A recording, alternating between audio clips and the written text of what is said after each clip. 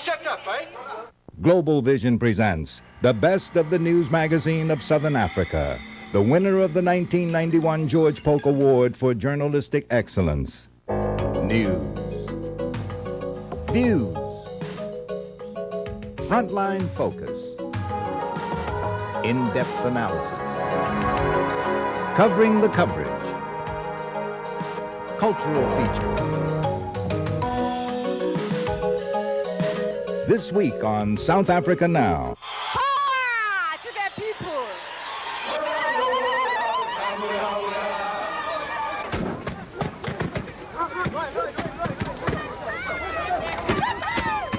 The highlights from one of the most unique news magazines on television.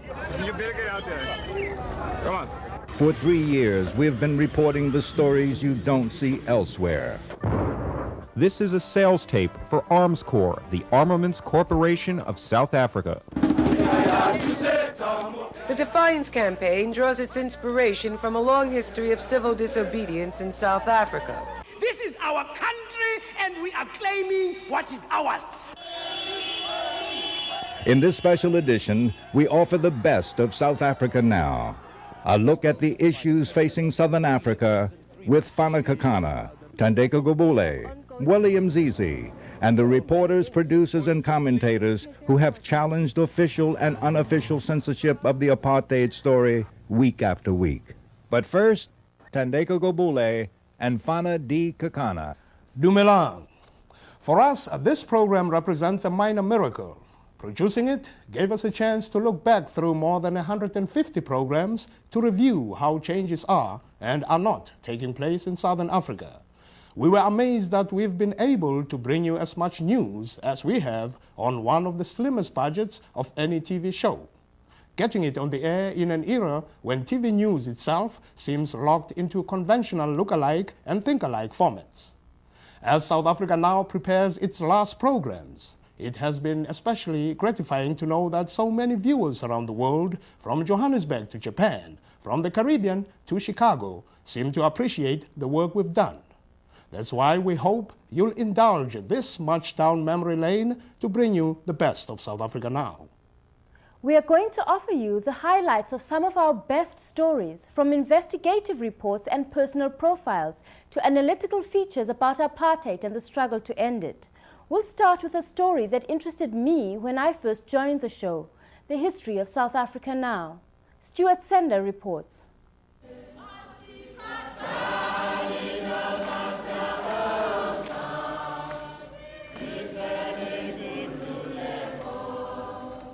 This is what it looked like in the beginning. Show number 1, April 1988, as we borrowed the idea of the program from South African filmmaker Kevin Harris and used his footage to demonstrate that South Africans could present their own story in America. The first few programs were edited in a friend's living room. Cost per show, $200. Sanibonani. I am Fana Kakana, a South African, and your host this week, introducing a new series of programs called South Africa Now. The program itself was created at a time of press censorship in South Africa, during a state of emergency that imposed harsh media restrictions. Part of the problem rests with a calculated decision reached in Pretoria to limit TV coverage like this that was turning world opinion against apartheid. The police came to hate the press.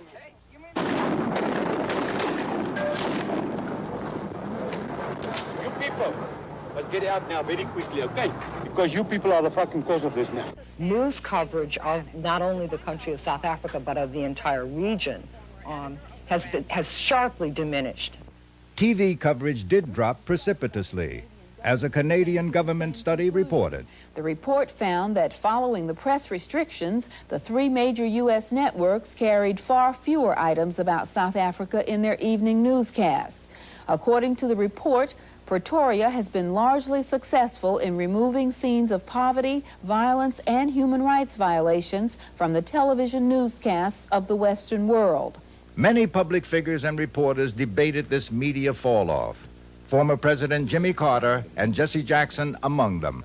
I think the precedent that was established in South Africa is one of almost disgrace to the news media who have shown an absence of courage. If the racial equation were different in South Africa than it is today, there'd be a different TV response to it and a different world response to it. If 4 million black Africans were holding down 21 million whites under the gun, our response would be different. South Africa went away as a news story in this country. It literally went away. You didn't see it on television, therefore it didn't exist. They were so afraid that they were going to be thrown out that they almost stopped doing the job that they were there to do in the first place. I think there's been almost a sea change in the coverage we are receiving. Enter South Africa Now, boldly charging that the networks are tiptoeing around, and further claiming that they have already been more successful than the networks in showing the broader picture. If there was no South Africa Now, the South African government would have been successful in shutting out the rest of the world to the realities of South Africa. But since we had South Africa Now, we kept the story alive. We were able to report unique material because we worked with the people who were closest to the story. South Africa Now works with black journalists inside the country for one very important reason, and that is black journalists have access to the black township. They're able to get the story quicker because at least, they're allowed. Those are their areas, the black township.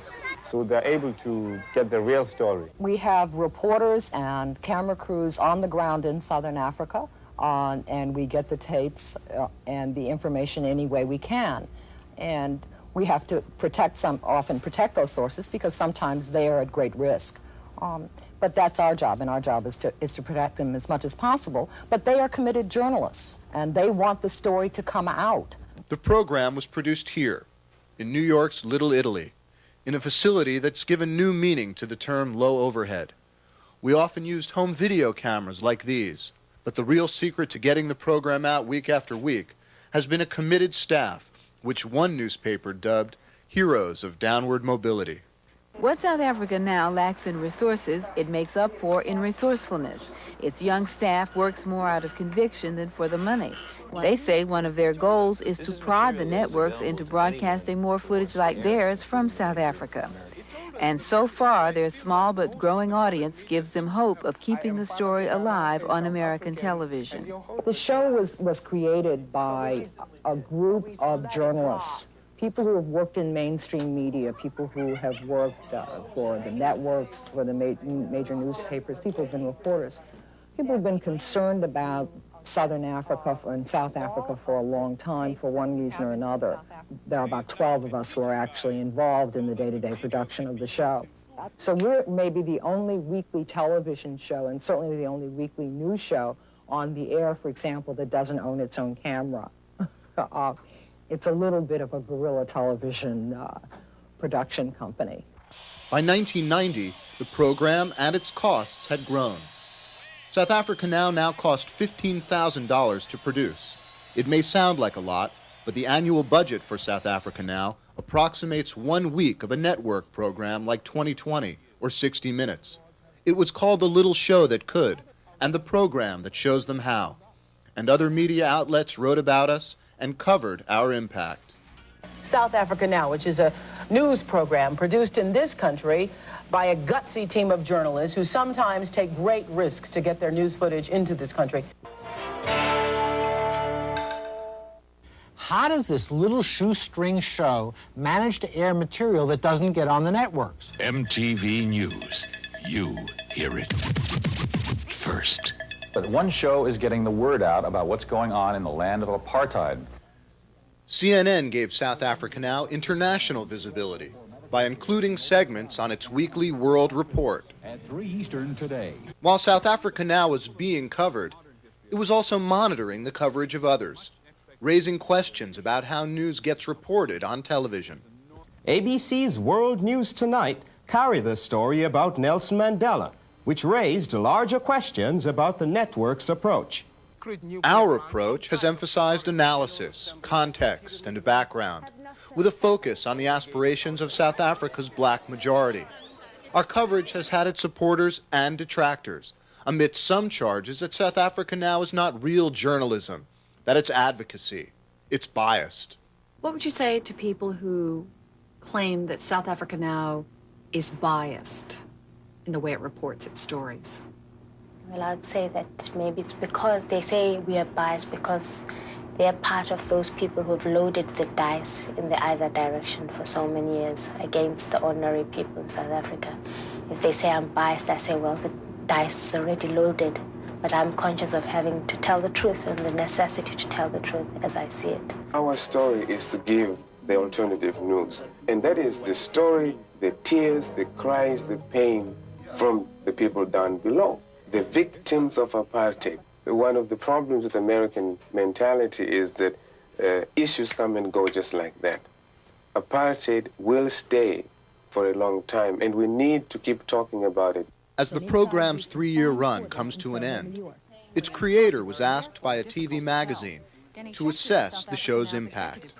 I think we're taking an issue that a lot of people respond to emotionally and viscerally and morally, and we're trying to explain what the underlying issues are and the politics and the complexities and nuances of the issue. And I think we're teaching people about it. We're continuing to do it because we think history, in a way, is on our side, that television has to change in this country as well, and we want to be part of the force that brings it about. And as change occurs in South Africa, producers there are planning their own version of South Africa Now.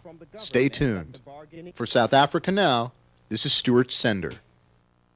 I am Queen Mother Moore. You are watching South Africa Now.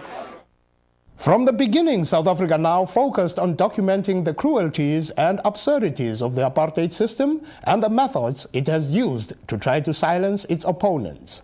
This was often news you couldn't see elsewhere, and not because other news outlets couldn't cover it. Philip Tomlinson surveys the news reporting that has been South Africa Now's signature. Repression, resistance, and change, the words that best characterize the period during which South Africa Now sought to present the uncensored news from South Africa.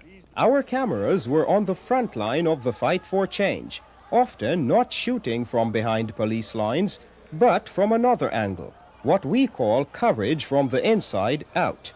You better get out there. Come on, please move back. South Africa Now sought to provide the democratic movement with a forum to explain its goals and its frustrations. What we want in South Africa is a meaningful change that will give us a peaceful, South Africa that will belong to everybody, black and white. I am the head of the ANC in the Southern Natal region. The instances of this kind of gruesome, killings of our people is incredible. And literally, I pick up corpses day in and day out. It's almost what my task is about. We were here every week for 3 years, reporting on events like the 1989 Mass Defiance campaign. At this demonstration, police fired tear gas at students from Wits University.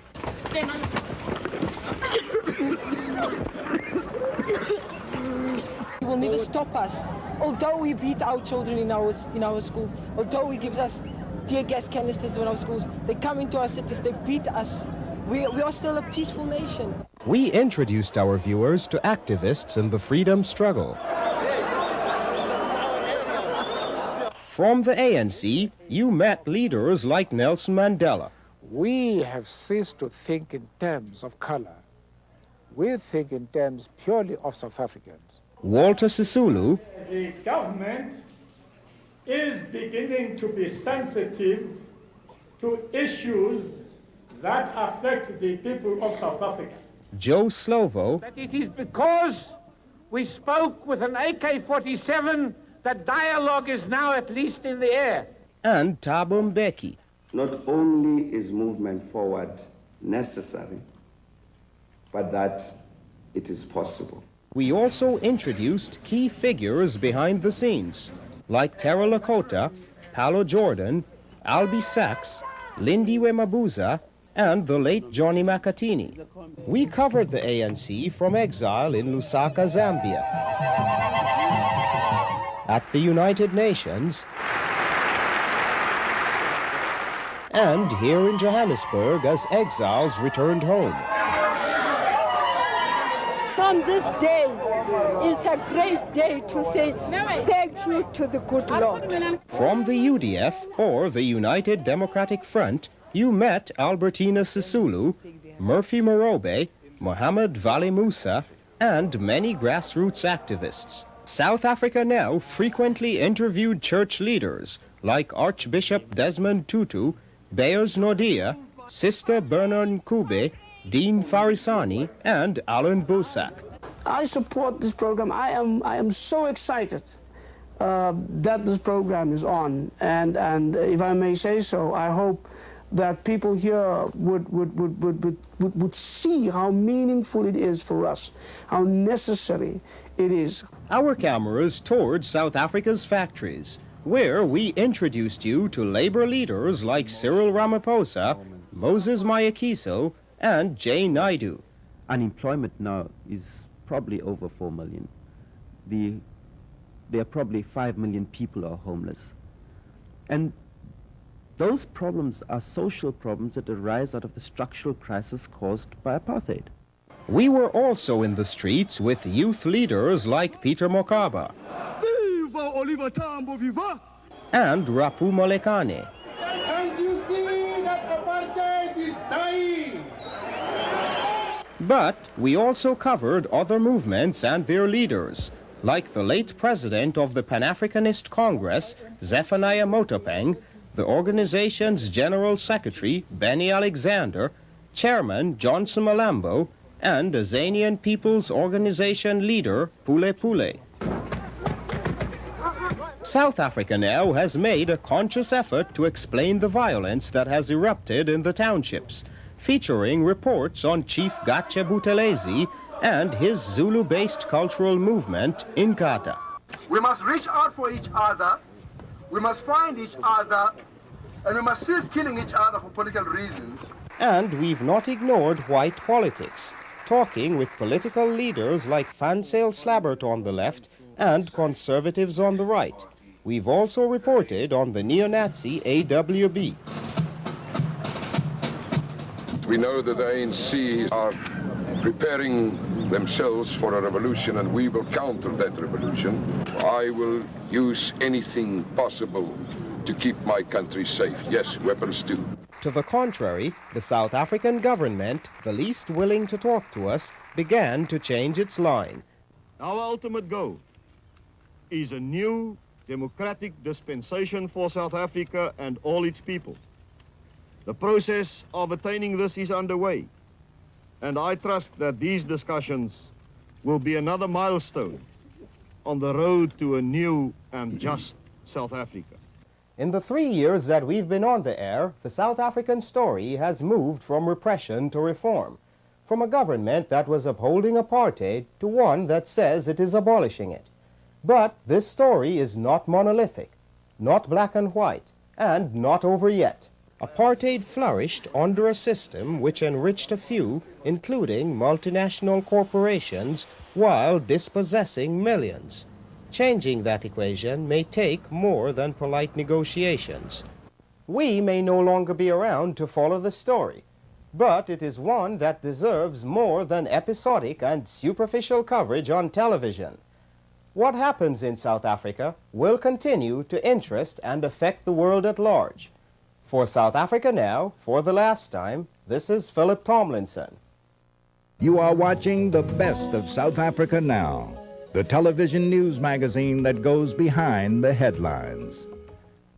One of the problems of TV journalism is that it can become a headline hit parade, a series of stories offered without any background analysis.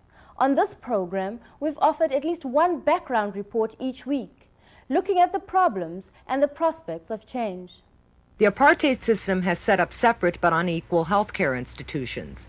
Baragwanath here in Soweto is overcrowded, with people on the floor and two to a bed, as this French TV documentary shows. Baragwanath Hospital, serving Soweto's 2.5 million people, has been 200% overcrowded for the last 35 years. Successive generations of doctors have complained about this abominable state of affairs. The fact that there's one bath for 200 people, that there are no toilet seats for wards in which patients with tuberculosis and AIDS are lying next to one another. The fact that there are no mattresses. As doctors, we organized a protest action. We went to buy 40 mattresses and brought them into the hospital. The state promptly removed them because they were not state-authorized mattresses. We face a situation where the hospitals are a threat to health themselves. This lush landscape is proudly displayed by the South African government to the world. However, this country is foreign territory to the majority of South Africa's population. Exiles in their own land, almost 3.5 million blacks have been forcibly relocated over the past 30 years, many to 10 so-called self-governing homelands. The cream of what is South Africa is reserved in 87% of the land that is for whites. And the desert, the crumbs of the land is for black people. So from the word go, this was doomed. Blacks would never accept such a deal. In fact, it's no deal. Because these are areas without any sanitation, without any running water, without any health facilities, without any educational facilities, without employment. In fact, people are dumped in these areas to slowly die. The statistics bear her out. This woman is drawing water from a tap used by 200 people. 40% of the deaths of children here result from malnutrition. In Bophuthatswana, there's only one doctor for 365,000 people.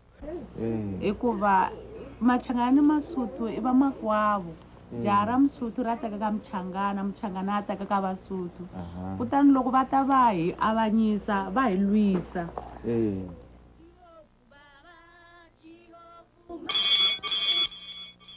The first problem, inadequate facilities. When you build a school in the white communities, you build 60 classrooms, you build a library, you build a laboratory.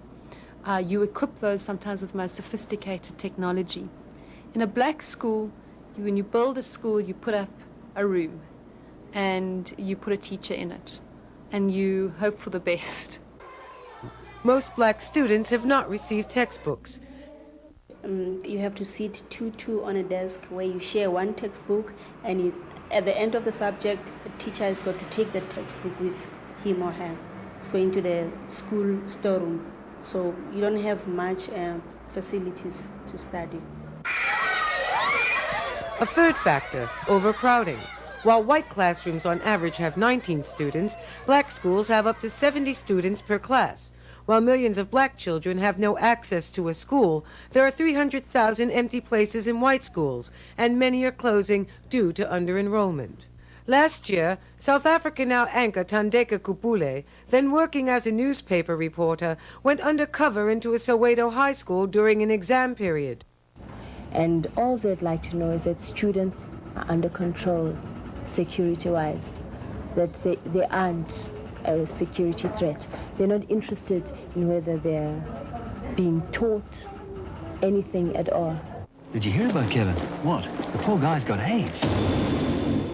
AIDS ads may look the same worldwide, but in Africa, the problem is on a different scale. It is a problem out of control. We're talking about 10%, 15% of the total population infected. In South Africa, only 1% of the population is infected, but experts say it's doubling every 8 months. This is Puppets Against AIDS, just one of a number of programs organized to help spread the AIDS message, a difficult task in a society with tremendous illiteracy and grossly inadequate health care. There are 7 million homeless black South Africans. 1 out of every 5 live in squatter camps. In shacks they rent or construct themselves out of corrugated metal, wooden planks, plastic, and cardboard. Their communities have no running water, electricity, heat, or sanitation. Many are unhealthy. Some are built on garbage dumps. The place is where we are. It was also where the government itself and the municipalities were dumping rubbish here. That means we ourselves, we are also rubbish in this place here because we were also dumped on top of the rubbish. South Africa Now toured a squatter camp outside Soweto. The people there told us about the conditions they face every day. Our guide, Mr. Pacelli, is a squatter and an activist with Operation Homeless. We've got no houses big enough.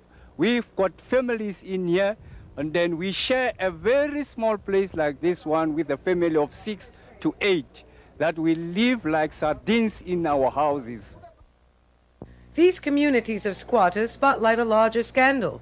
Nearly 1 million urban blacks have no proper housing, while according to the South African Institute for Race Relations, 150,000 houses and apartments remain vacant in whites-only areas. Thank you for watching the Best of South Africa Now. Our funding crisis has caught up with us, and we have only 2 programs to go before South Africa Now ends its television run. Next week, we'll bring you another highlight special. Both of these programs will be available soon on one video cassette in an hour edition, featuring the best of South Africa Now. Details on how you can order copies will be given at the end of the show.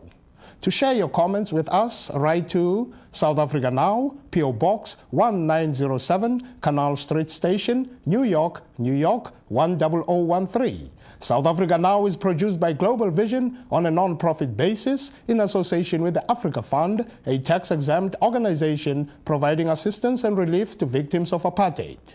Thank you for watching. While South Africa Now will be off the air in this country in 2 weeks, we hope to start a new life in South Africa itself. We'll tell you more next week. Until then, I'm Fana D. Kekana. See you next week. South Africa Now is offering our viewers a 1-hour version of the Best of South Africa Now on video cassette, along with a variety of other tapes from our specials. For more information on how you can order, write South Africa Now, Post Office Box 1907, Canal Street Station, New York, New York 10013.